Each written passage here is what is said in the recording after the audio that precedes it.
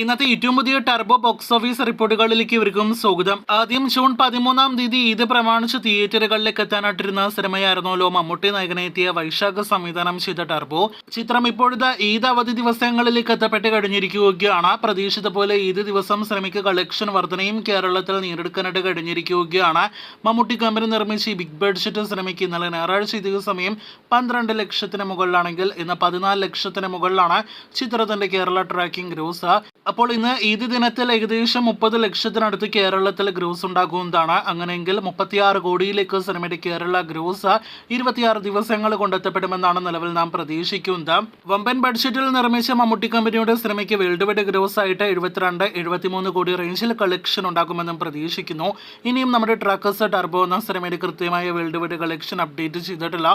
എന്തായാലും ഈ ആഴ്ച എങ്ങനെ പോയാലും അപ്ഡേറ്റ് ആക്കപ്പെടുമെന്ന കാര്യത്തിലും സംശയം വേണ്ട. അപ്പോൾ ടർബോ എന്ന mass action commercial entertainer cinema, Mammootty Raj B Shetty combo ഒരുമിച്ച സിനിമ, വിജയ് സേതുപതി ശബ്ദമായിട്ടെത്തിയ സിനിമ ടർബോയുടെ കൃത്യമായ ഫൈനൽ കളക്ഷൻ റിപ്പോർട്ടുകൾ കേട്ട് പ്രേക്ഷകർ കാത്തിരിക്കൂ.